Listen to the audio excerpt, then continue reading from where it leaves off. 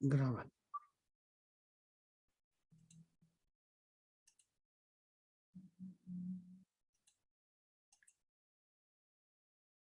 Ahora sí. Entonces, un elemento es la productividad y bueno, ahí establecemos una manera de medir esta productividad, ¿no?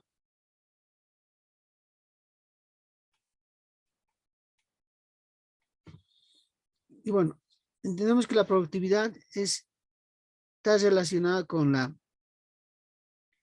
el número de prestaciones realizadas en cuanto a servicios, por ejemplo, sobre la unidad de recursos disponibles, URD.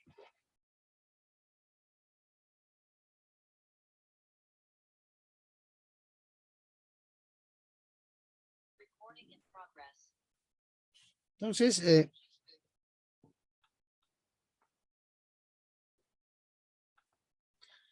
tenemos ahí, ¿no? La unidad de tiempo, UT, de donde podemos extraer lo que sí en una diapositiva anterior estuvimos trabajando, que es el rendimiento. El rendimiento va a ser igual a la prestación realizada sobre la unidad de recursos disponibles por la unidad de tiempo.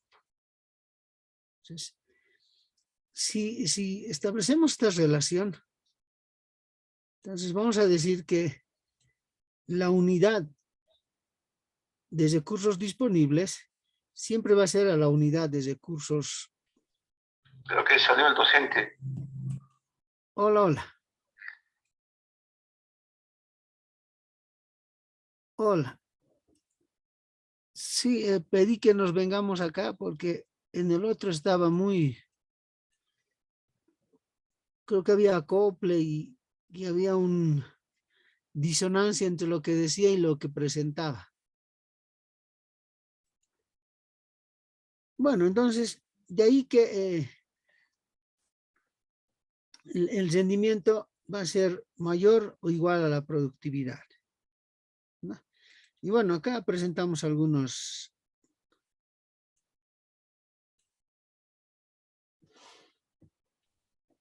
formas de ir entendiendo esto, ¿no? El rendimiento es mayor o igual a la productividad, dado que el cálculo de la productividad es mucho más fácil de efectuar que el del rendimiento. Si la productividad es aceptable de acuerdo con los patrones vigentes, no es necesario calcular el rendimiento. Ay, no sé qué tienen, che. Ahora sí te puedo.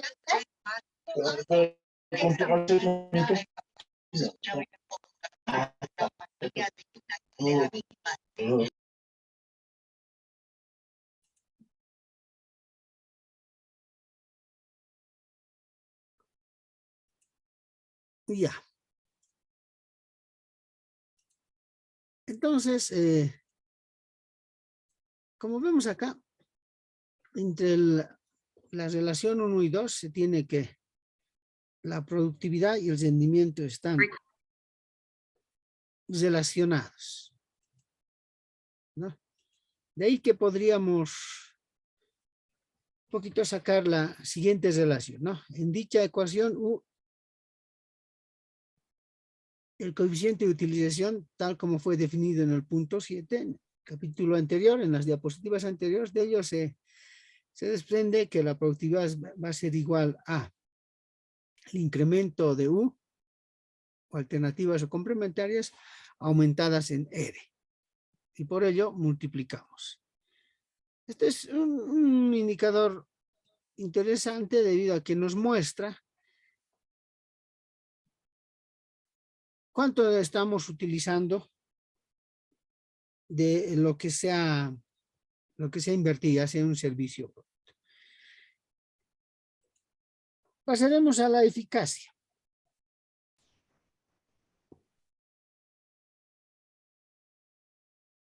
Entonces, operacionalmente la eficacia es el grado en el que alcanzan los objetivos y metas del proyecto en la población beneficiaria en un periodo determinado. ¿no? Independientemente de los costos que ello implique. Entonces, ¿qué implica esto? El logro de objetivos o metas de un proyecto. Vamos a intentar medir la eficacia en un proyecto.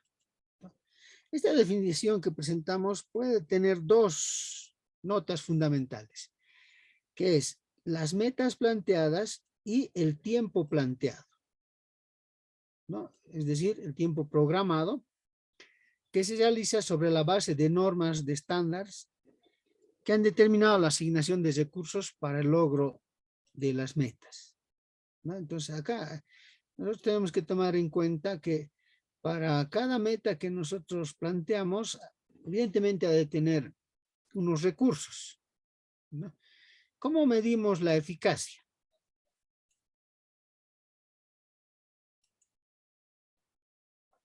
Entonces acá L es entendida como la unidad de meta lograda y M, unidad de meta programada. Entonces, cuando nosotros estamos en la ejecución, siempre nos planteamos metas y nos planteamos su logro y su programación. Entonces, TR va a ser tiempo real para llegar al logro obtenido y TP va a ser el tiempo planteado para alcanzar la meta total. Y A vendría a ser la eficacia. Entonces, como hay una relación entre lo logrado y lo programado, podemos establecer esta relación, ¿no? L, unidad de meta lograda, sobre el tiempo real.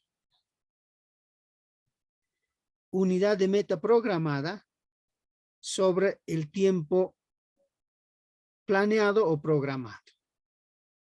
¿De dónde sacamos esta relación?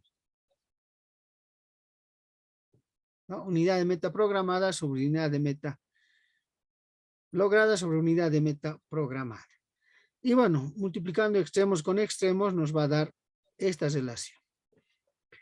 Y los resultados que se obtengan debe interpretarse de la siguiente manera. Si A, que es la eficiencia, es mayor a 1, el proyecto es más que eficaz. Si A es igual a 1, el proyecto es eficaz. Y si A es menor a 1, el proyecto es ineficaz.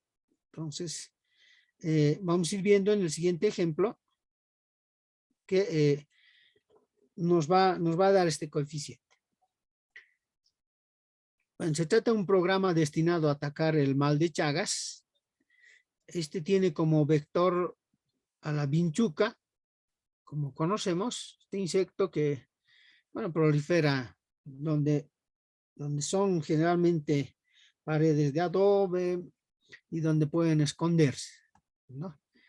Bueno, para disminuir la incidencia de esta enfermedad, la meta es desinfectar 2.000 casas rurales, ¿no?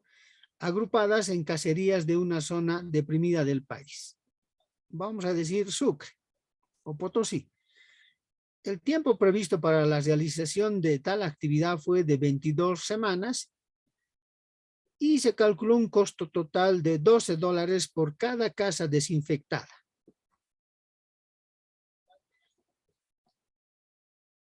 Bueno, a las 15 semanas de iniciadas las acciones se verificó que había sido tratadas 1.500 viviendas y el costo unitario había resultado ser 14 pesos, lo llamaremos 14 bolivianos o $14. En base a lo establecido, ¿no? con la fórmula que nos ha dado, con estos datos puede constituirse esta relación. Entonces, la eficacia, que está relacionada con el tiempo programado, con las metas programadas, tendríamos 1.500 por 22 sobre 2.000 por 15. Y nos daría esto 1.10. En relación a lo que nos estableció estos parámetros, si A es mayor a 1, si A es igual a 1 y si A es menor a 1, tendríamos el siguiente resultado. Dado que A es mayor que 1, las actividades del programa están siendo más eficaces que la programación realizada. En este caso, se ha elevado la eficiencia en 10% por unidad de tiempo, ¿no? Entonces, como podemos ver, o sea, en un tiempo determinado, con unas metas registradas, podemos ir evaluando esta eficiencia. Y bueno, acá les vamos a pasar también estos ejercicios como parte de la práctica. Se trata de un programa destinado a atacar la desnutrición. Bueno, esto ya, ¿no? Que está con otros datos también. Y bueno, y ahí vamos planteándole algunos ejercicios. Por ejemplo, el director de una ONG se ha previsto realizar 200 visitas de apoyo a unidades educativas productivas, ¿no? Están apoyando en la generación de viveros, ¿no? En distrito San Quintín en este caso, ¿no? En un tiempo de 10 semanas y al cabo de 5 semanas se ha realizado 130 visitas de las 230. Entonces, ¿cuál es la eficiencia del programa realizado en ese tiempo establecido? O, por ejemplo, como médico se ha programado apoyo a 65 pacientes en 40 días. Al cabo de 15 días se ha realizado 15 visitas de apoyo en domicilios. ¿Cuál será la eficiencia?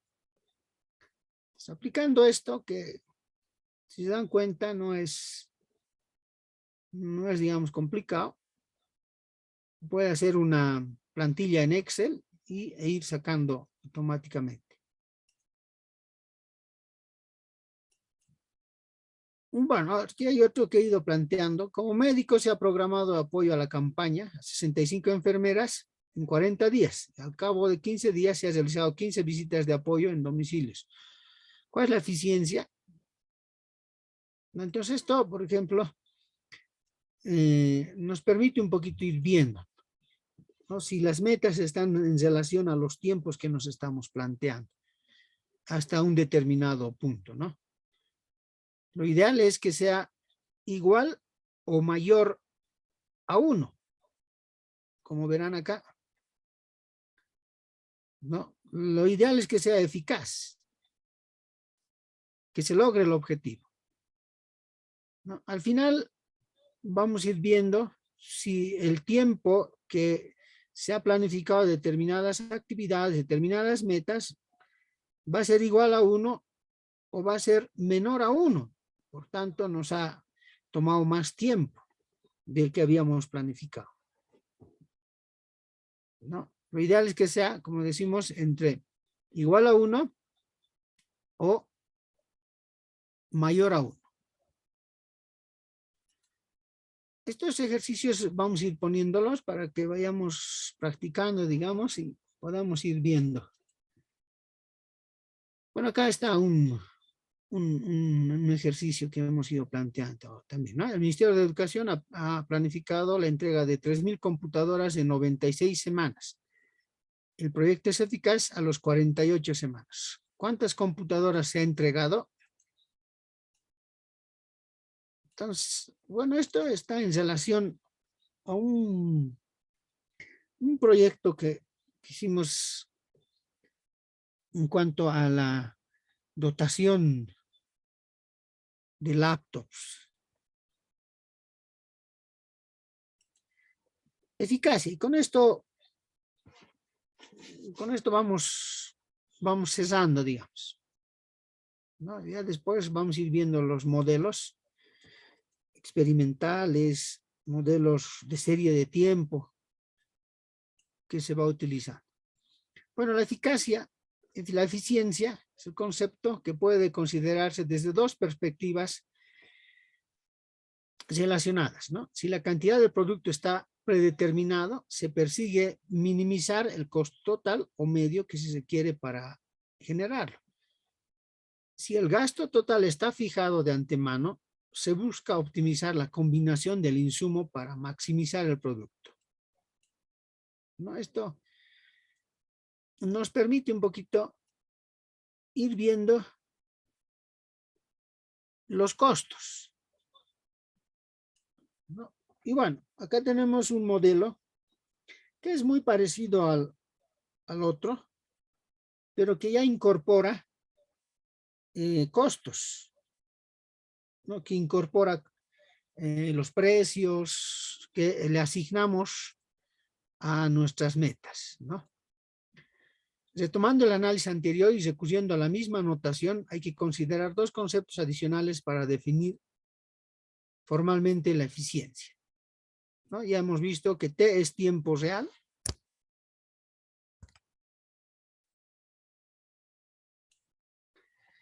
TP, tiempo planeado, y A, eficiencia. ¿Y de dónde nos ha dado esta relación? ¿No? Entonces, a partir de eso, podemos ir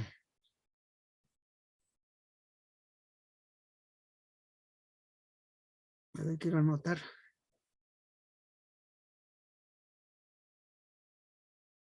Anotar, aquí está.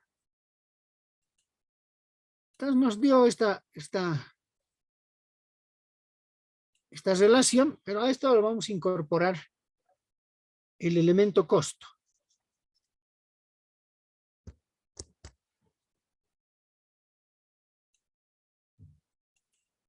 Ahí está, pues, B, que ya sería el concepto de el que estamos trabajando, eficiencia.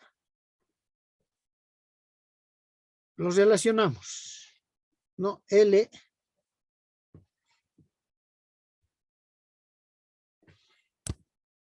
que tiene que ver con el tiempo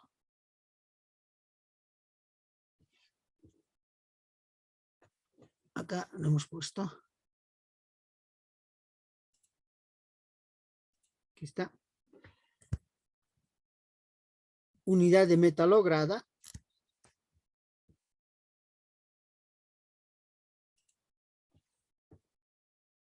Y M, unidad de meta programada.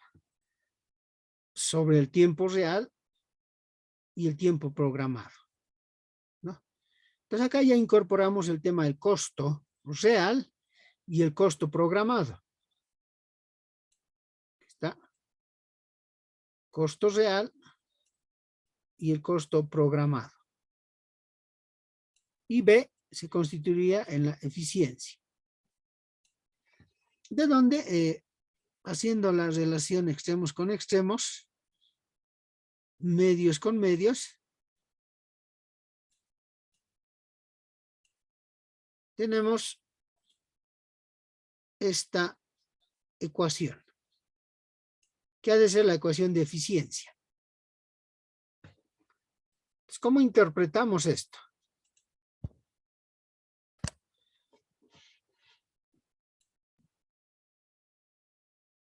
Entonces, si B es mayor a 1, el programa es más que eficiente. Si B es igual a 1, el proyecto o programa es eficiente. Si B es menor a 1, el proyecto es ineficiente. Entonces, lo ideal es que en un tiempo determinado, las metas determinadas, en costos establecidos, nos pueda salir igual o mayor a 1. Vemos en el siguiente ejercicio.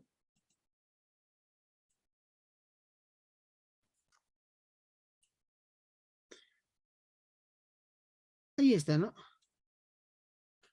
Aplicando esta fórmula al ejemplo de la cápita anterior, resulta lo siguiente. a este. Acá. Entonces,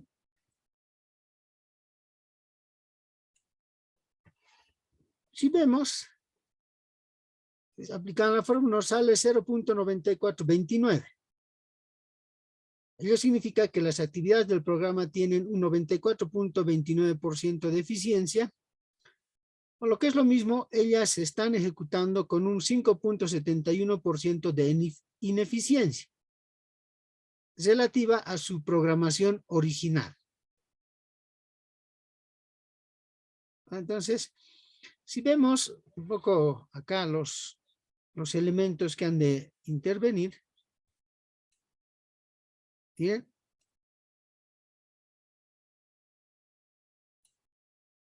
estos tres elementos tienen que ver acá con el costo. Esto es el elemento que se incorpora.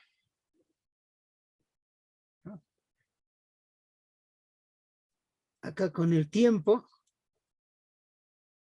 ¿no? Y acá con el producto o con lo que estamos trabajando.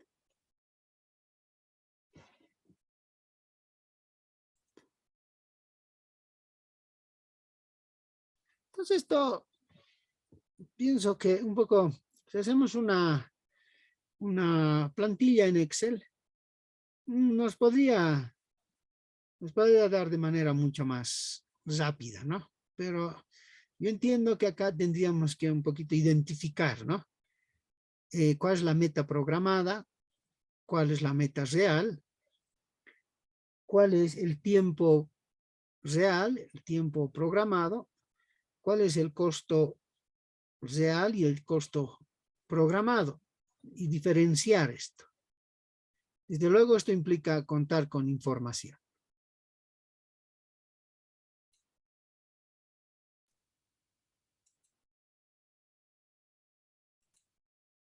Y bueno, esto también es aplicable, por ejemplo, a proyectos del municipio, donde se establecen costos, donde se establecen metas y sobre todo acá en los municipios, ¿no? De ahí que poco a fin de año van sacando en relación a exigir al Estado ciertos presupuestos, se dice nuestra ejecución presupuestaria está a un nivel del 80%, a un nivel del 90%, ¿no? Lo mismo en las gobernaciones.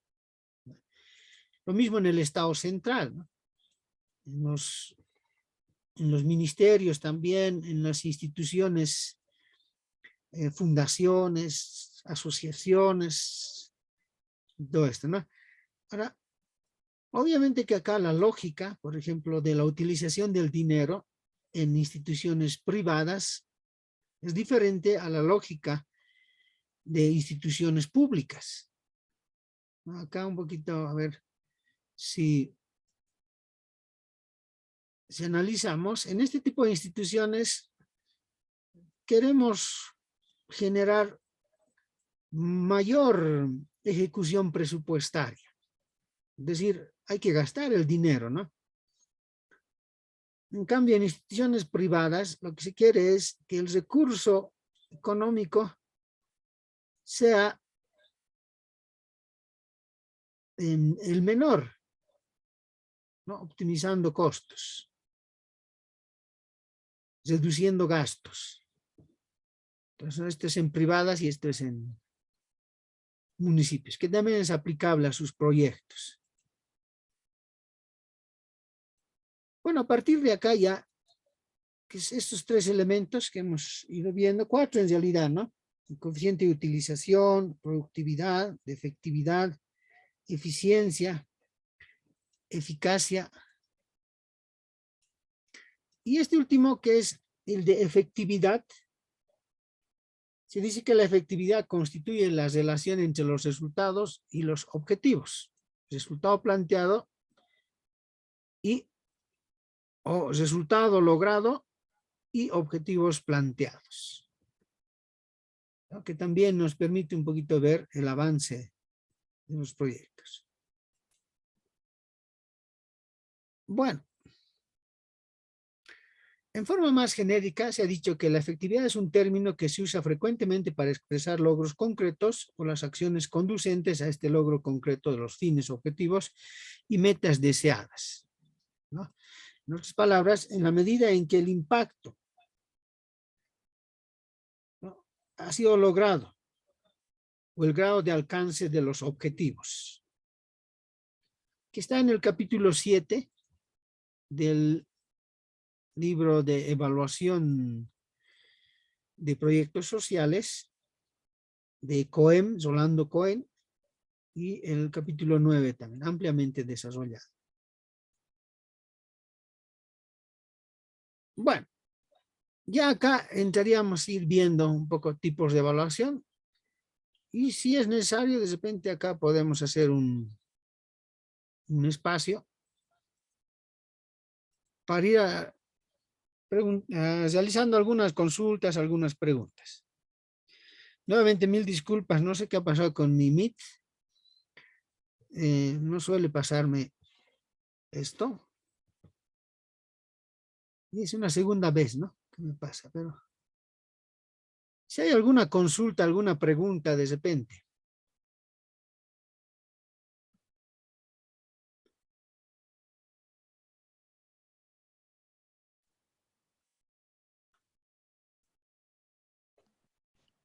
Licenciado, toda esta presentación se lo va a colgar una vez esté habilitado, yo creo, ¿no? Sí, sí, sí. Lo vamos a subir a la, ¿no?, a la plataforma.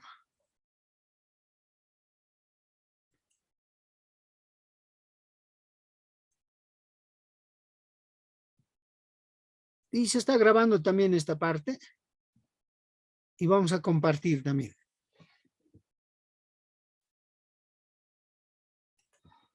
Podemos resolver, si desean, algún ejercicio también, antes de entrar a los tipos de evaluación que podríamos realizar en un proyecto de características sociales.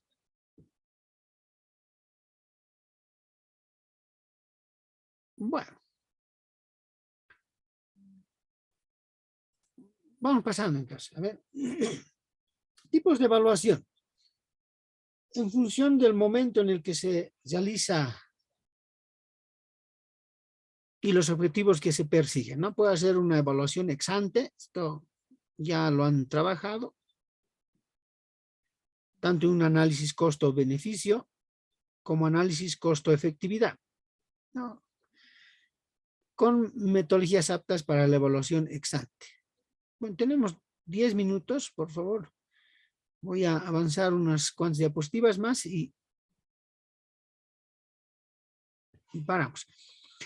Evaluación ex post, que en los proyectos de ejecución, lo cualitativo tiene que ver con la decisión de si continuar con el proyecto o no continuar con el proyecto sobre la base de los resultados obtenidos hasta el momento en el que se desarrolla la evaluación, ¿no? Podríamos diferenciar dos tipos, ¿no? En caso de proyectos en curso, tomamos decisión, ¿no?, sobre la evaluación de eficiencia operacional e impacto. Desde el punto de vista cualitativo, continuar con el proyecto o no continuar con el proyecto. Desde el punto de vista cuantitativo, no modificar la programación y sí modificar la programación. Esto va a depender un poco de la información con la que contemos. En el caso de proyectos terminados, ya al final, ¿no?, nos preguntaba, podemos hacer una evaluación de impacto desde un punto de vista de decisión cualitativa, no realizar otros proyectos similares debido a que no se ha tenido el impacto necesario, o sí realizar proyectos similares debido a que se cuenta con impactos positivos, ¿no? O desde un punto de vista cuantitativo, no modificar la programación o sí modificar la programación. ¿no? Obviamente, la programación en tiempos, tiempo es dinero, y el dinero va relacionado con la cantidad de actividades que podríamos hacer en tiempos determinados. En función a quién realiza la evaluación, podríamos diferenciar evaluación externa. Esto es toda la evaluación externa, por ejemplo, vinculados básicamente a evaluadores externos. Evaluación interna. Aquí, en evaluación interna también nuestros propios beneficiarios, o una evaluación, una autoevaluación, ¿no? Una evaluación mixta con sujetos externos y sujetos internos, ¿no? Una evaluación participativa que da lugar un poco a que la gente tome una posición respecto a lo que estamos haciendo. Y bueno, en función de las escalas de proyectos, ¿no? Tomando en consideración siempre el número de personas afectadas, la magnitud de los recursos con los que estamos trabajando, y si es posible distinguir entre una evaluación de proyectos grandes y proyectos pequeños, ¿no? Obviamente que en proyectos grandes vamos a ver que nos permitiría bien sacar un muestreo probabilístico. En cambio, en proyectos pequeños no es aplicable un muestreo probabilístico, ¿no? Que lo vamos a desarrollar también, y les propongo un modelo de probabilidades del muestreo. Y bueno, el sistema, existen algunas diferencias fundamentales entre ambos tipos, ¿no? De evaluación. Si existe, ¿no? Por ejemplo, según a la estrategia que vamos a utilizar, si es una estrategia más de mediano plazo, de largo plazo, si es una estrategia más de evaluación económica, si es una estrategia de evaluación social, si es una estrategia experimental, si es una estrategia aleatoria, si es una estrategia, una serie de tiempo, según a la lógica de evaluación que estamos realizando, ¿no?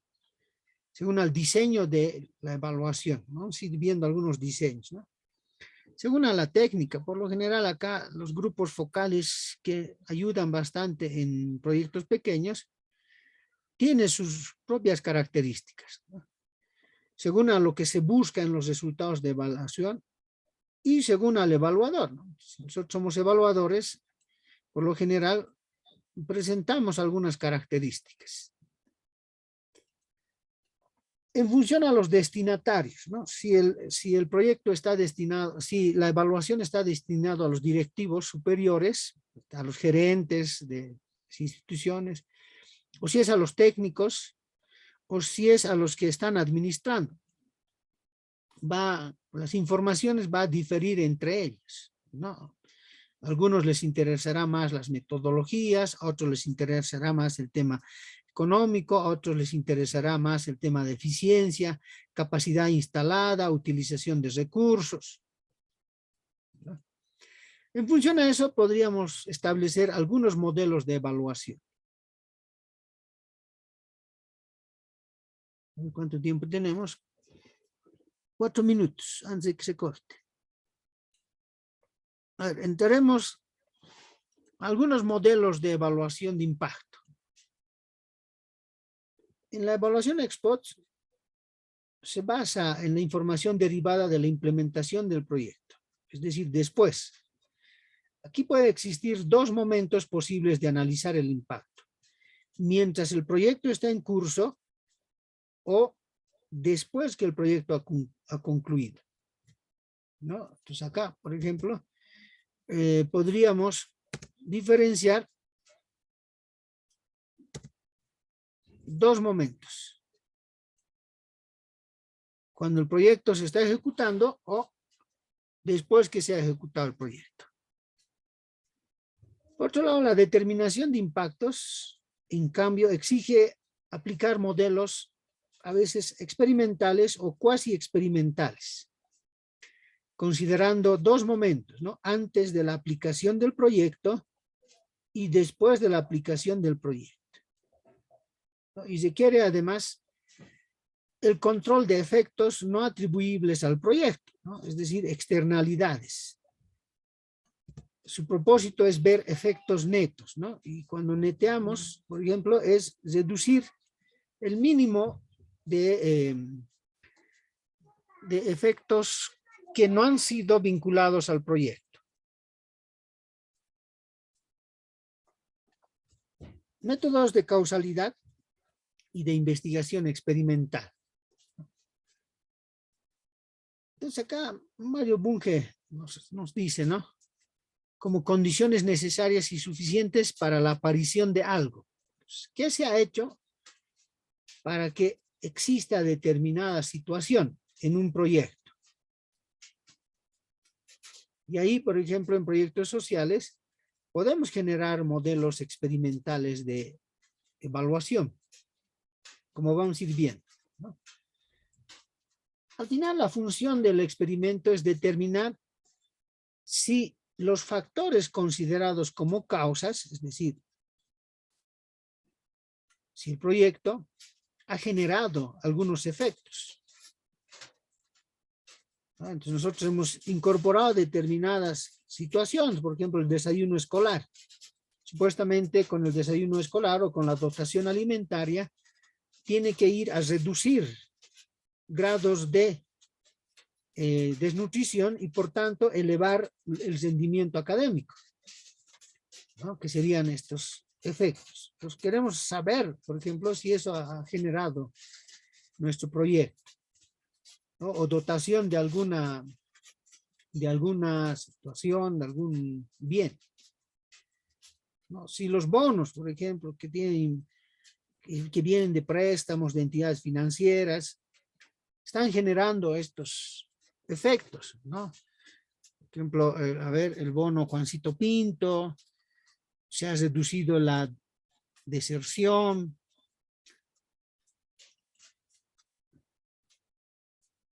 Si C y E son factores o procesos, hay 4 conjunciones posibles, ¿no? Ahí está, ¿no? Entonces, con C y E denota la ausencia de los factores para contrastar que C está invariablemente conectado con E. Hay que tratar de demostrar que las alternativas segundas y terceras no se dan en la realidad.